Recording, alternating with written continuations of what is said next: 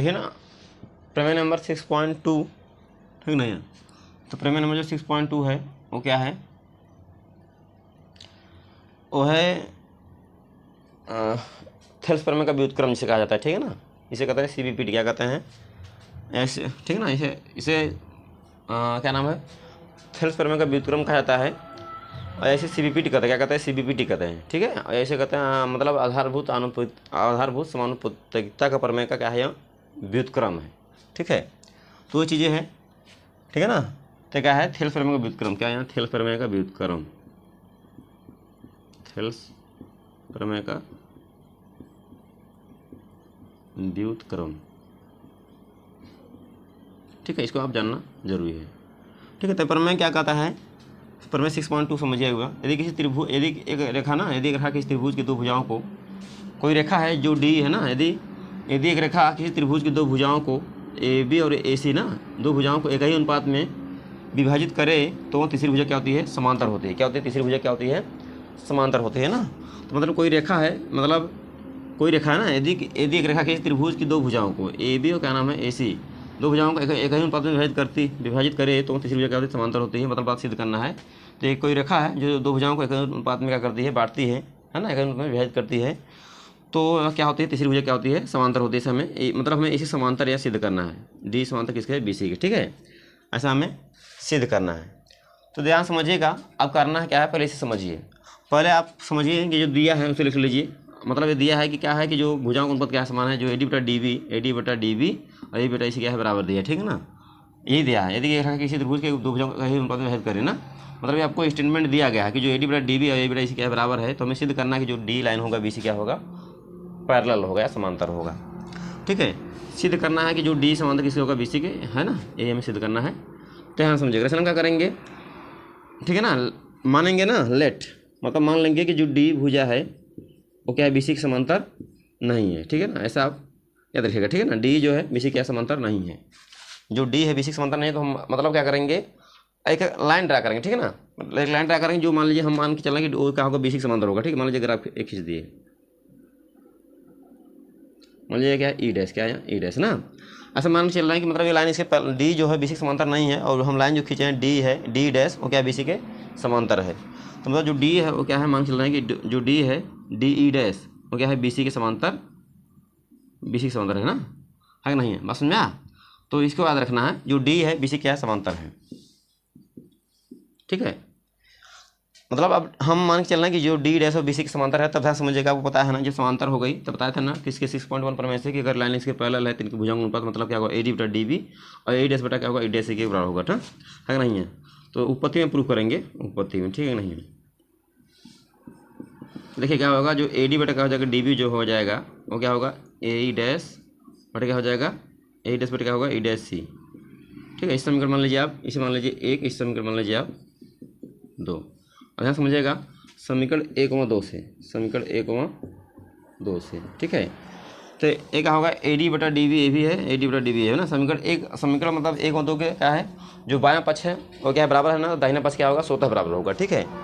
तो क्या हो जाएगा, मतलब यहाँ इसके बराबर है, तो ये क्या होगा, जो AE होगा वो क्या होगा, AE बटा क्या होगा, EC, AE बटा क्या हो जाएगा, EC, किसी बराबर होगा E डैश C बटे क्या हो जाएगा, मतलब क्या होगा, AE डैश क्या हो जाएगा, AE डैश बटे क्या हो जाएगा, E डैश C क्या होगा, बराबर होगा ना, होगा नहीं। अब क्या करिए, इसको दोनों पक्षों को उलट देने पर ना, मतलब इसको उलट दीजिए, अंश को हर कर दीजिए, हर को अंश कर दीजिए ना, दोनों पक्षों को पलटने पर, ठीक है नहीं है।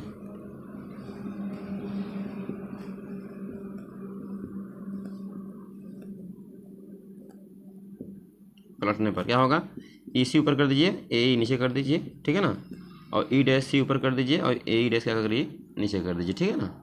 अब क्या करिए, दोनों पक्षों में क्या करिए, एक जोड़ दीजिए, ठीक है ना।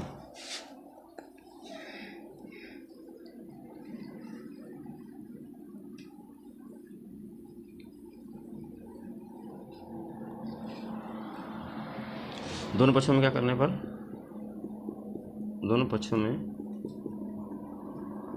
एक जोड़ने पर, ठीक है। क्या हो जाएगा, EC बटे क्या हो जाएगा, AE +1 क्या होगा, E डैश C बटे क्या होगा, AE डैश +1, ठीक है ना, AE डैश याद रखिएगा। तो ये होगा EC + AE बटे क्या हो जाएगा ए ई क्या हो जाएगा ई डैश सी ए ई डैश बटे होगा ए ई डैश। ठीक है, अगर इसी में ए जोड़ेंगे क्या मिलेगा, इसी में क्या जोड़ेंगे हम, इसी में क्या जोड़ेंगे ए जोड़ेंगे, क्या मिलेगा पूरा ऐसे मिलेगा। ठीक है, बटे क्या हो जाएगा ए ई बटे क्या हो जाएगा ए ई से उतार लीजिए बराबर ई डैश सी में ए ई डैश जोड़ना है, ई डैश सी में क्या जोड़ना है हमें ए ई डैश जोड़ना है। ठीक है ना, ई डैश सी में हमें ए ई डैश जोड़ेंगे क्या मिलेगा, तो पर भी क्या मिलेगा ऐसे ही मिलेगा, इसी पर क्या मिलेगा ए ई डैश। ठीक है ना, तो ऐसे से कट जाएगा ना, तो मतलब क्या होगा 1/a ही हो जाएगा, 1/a यहाँ क्या बचेगा बराबर क्या मिलेगा 1/a डैश। इसे फिर पलट दीजिए, मतलब क्या होगा, मतलब कहने मतलब है ना कि जो a है वो क्या है a डैश क्या होगा बराबर होगा। ठीक, बराबर दिया है ना, ऐसे मान के चल रहे हैं। ठीक है ना, मान नहीं दिखाई दे स्टेटमेंट दे दिया है। ठीक है, तो यहाँ से बात एक सिद्ध होती है ना कि मतलब जो a किसी बराबर है ये a डैश a किसी बराबर है a डैश के, मतलब जो a e है वो क्या है किसी बराबर है a डैश के। तो मतलब कहने का मतलब ये है ना, अगर a डैश सी के बराबर मतलब a जो है a डैश के बराबर है, तो मतलब जो ई डैश नहीं है वो कहाँ को इंसर्ट कर रही है, कहाँ मतलब देखिए ए डैश के बराबर है ए बराबर है, तो मतलब ए डैश जो है क्या है ए के जब बराबर है, तो मतलब ई डैश बिंदु जो है ई डैश बिंदु क्या है ई पर है ना, कहने का मतलब यह है इस स्टेटमेंट में पता चलता है।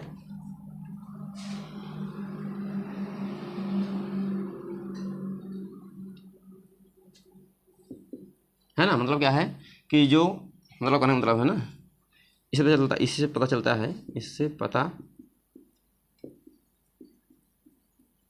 है कि ई डैश बिंदु ई पर है। ठीक है ना, ए अगर ए डैश जो ए है ए डैश के बराबर है ना, मतलब कहने का मतलब ए डैश जो है वो क्या है ए जब बराबर है, बराबर तभी होगा जब ई डैश बिंदु कहाँ होगा ई पर, मतलब इसके यहाँ पर आ गया ना, तो मतलब यहाँ जब यहाँ आ गया ना तो इससे बात सिद्ध हो गई, तो इस मतलब क्या बात सिद्ध हो गई जब इसके जब मतलब ये मान नहीं माने थे कि क्या है पैरेलल है, तो मतलब इसको माने थे, तो मतलब ये लाइन इस पर आ गई, तो ये बात सिद्ध हो गई कि मतलब क्या जो क्या नाम है डी भुजा क्या है बीसी के समांतर है, इसे सिद्ध हो गई। इससे क्या हो गई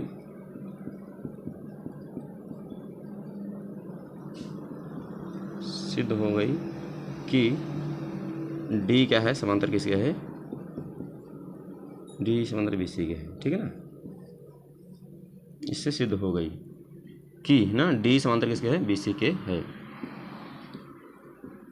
ठीक है ना, तो ऐसा मान के चला कि आपको आ गया होगा, कहीं दिक्कत बताइएगा। ठीक है, बस समझा ना, मतलब ये पैरेलल नहीं था ना, पैरेलल नहीं था, लेकिन हम मान के चल रहे पैरेलल नहीं था, मानने थे ना, लेकिन ए लाइन जब इस पर आ गई तो बस सिद्ध हो गई, मतलब ए लाइन इसके पैरेलल मतलब इसे पैरेलल हो गई, अनुपात समान था तो ए लाइन पैरेलल हो गई, मतलब ये जब इस पर आ रही समझे ये भी क्या होगा डी जो होगा बीसी क्या होगा समांतर होगा।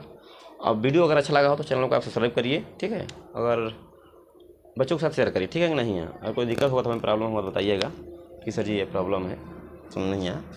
तो मिलते हैं आपको नेक्स्ट वीडियो के साथ, तब तक धन्यवाद।